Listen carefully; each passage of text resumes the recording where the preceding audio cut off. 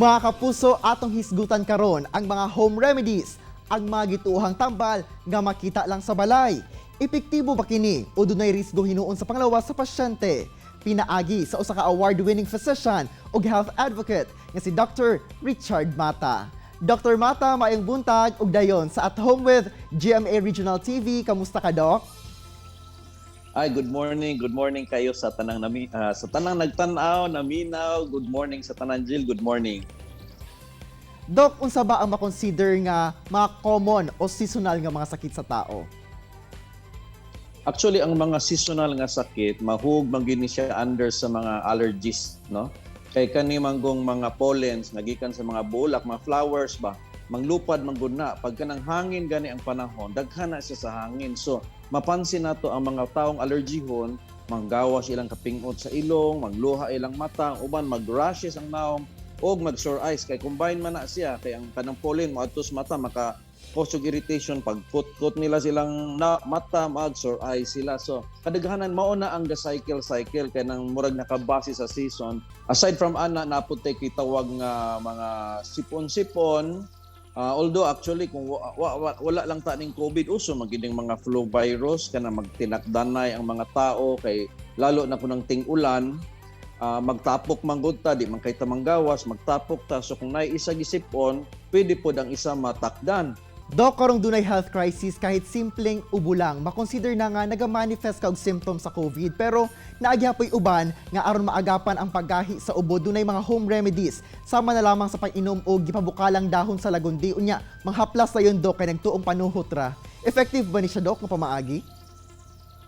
Actually, effective na siya. Kay kana siya sa kinaraan, na-prove naman kanang lagundi is anti-cough naman gid siya. Mao gani gihimo ana na siya tabletas o syrup. Kay na siya proven nga mucolytic effect o pangpahumok sa plema, napud siya anti-inflammatory effect, meaning mo lessen ang inflammation sa baga. So na siya effect, no? Kanang ihaplas-haplas, proven man na siya. So kaning manggong mga sakit nga inato or ordinary naputay gitawag ana nga immune system ra nato nga mosulbad. So pasabot dili tanan ubo, dili tanan kalintura, dili tanan sipon kay ngalan og antibiotics. Kadaghanan sa mga sakit nga ingon ana is mulabayay ra. Pasabot moagi ra sa mga 3 days, 4 days maayo ra sag iya.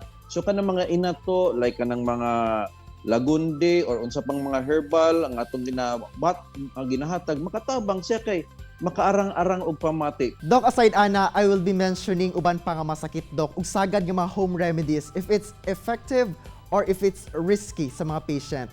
Example, Doc, na ay kalintura, sagad no kinaraan nga naanda nato tuob dayon para panington ug mahuwasan daw sa kalintura. Unsa ni siya ka-effective, Doc? Actually, ang tuob na agi mga backup da siya nga ebidensya nga naa siya effect, no? Like for example, kung ikaw na ay kalintura, usually ang kalintura unsa may cause, sipon, ubo. So kung nagtuob ka, nag-inhale ka o kanang steam, so proven man na nga makahumok sa imong mga plema, mga mucus. So ang ending na manggawas imong sipon, manggawas imong plema. So of course, kung nanggawas imong plema o ang sipon mo man to'y nag-cause sa imong kalintura. So kung nag-lesser ang virus tungod kay imo mangipanggawas, tungod kay nahumok ang imuhang sipon o ang ubo, makalesen pod siya og kalintura. So yes, makatabang siya in a sense nga makaluag sa imong ginhawaan og sa imong ubo og eventually makagbaba pod siya sa imong kalintura. So although tungod aning COVID ako gyapon ning i-explain kay daghan debate daw na kung magtuob daw basig ma-airborne, ma-aerosolize ang virus. So siyempre kung murag suspect nga COVID magpalayo kita kinsay nagkalintura sa panahon karon magpalayo sa pwedeng matakdan, then by himself or herself pwede siya magtuob, total isolated man siya. Pero kanang suspect COVID unya na ang pamilya nagpalibot unya nagpatuob-tuob na may potential tinuod man po ng theory nga basig mulupad po dito sa steam ang virus, pwede po na siya. So ang akong tubagan niya, that is of course kung wala tay mga danger sa mga COVID unta, wala kay problema gid anang tuob kay kinaraan ra man na siya. Ang danger ana kung mapaso labaw nagbata. So siyempre i-guide gyud nato. Doc, isa sa mga na-mention nimo kaganina nga seasonal nga mga sakit no kining sore eyes ug sagad nga ginaingon kun dunay sore eyes, patuluan lang daw og breast milk, Doc. Unsa ka tinuod ni? Okay. So di lang ta magkumpiyansa kung adult ang inyong patuluan og breast milk, no? Siguraduha nga bana na siya. So, joke lang. Ang ako pasabot, nauso sa tinuod ning breast milk nga patuluan og sore eyes, pero ang tinuod ani ha. Daghan manggug nagmuta sa baby ng mga babies, makabansin mo ana, mga 1-month-old nagmuta na sila. Pero dili na baya sore eyes. Kadaghanan sa 1-month-old nga nagmuta, ang tawag ana is lacrimal duct obstruction. Pasabot, ang agianan sa luha barado lang, pero wala siya sore eyes. Then maulian ra baya na siya maski walay tambal for 1 or 2 months more. So meaning nauso man gud na kay daghan man bata nagmuta niya, tuluan na nila og kanang breast milk, naayo ra baya sa breast milk. So pero sa tinuod ingon baya ko kanang lacrimal duct obstruction, maayo ra nang lagi nag-iya.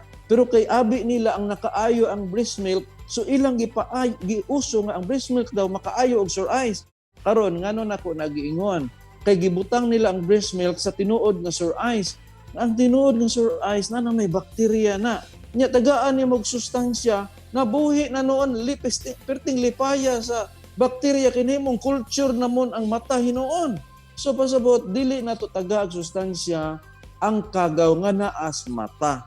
Dok, karong panahon na po sa ting-ulan, uso na po ang dengue. Kung makabati, Dok, og dengue-like symptoms, no, usahay ginaingon nga paabton pag 3 days, una dalon sa ospital kay i-monitor pa, ug paimnon una og tawa-tawa. Ang dengue fever is a reaction of your blood vessels. Unsa man ang blood vessels? Ang imong ugat mismo. Kanang ugat nato.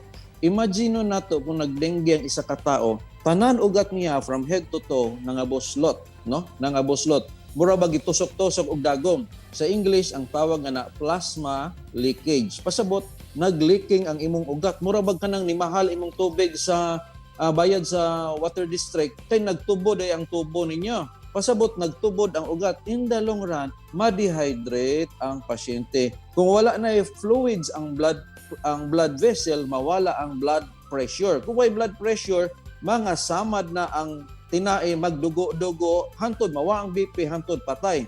In other words, prevention of dehydration is the most important. So unsay buhaton nato? Tawa-tawa ba? Effective ang tawa-tawa actually, medyo nahimong effective kay gisagulan man nimog tubig. Kay ang tubig may naka-hydrate atong pasyente. Pero mingon nga wa naman iinom tubig do kay ang natawa-tawa na upload naman hinuon. Ay ko ayon lang sa gulik tawa-tawa. Tubig na lang diretsa. So, importante, hydrated ka kay pag-abot sa unom kaadlaw, mo reverse ang platelet, pasaka ra nag-iya.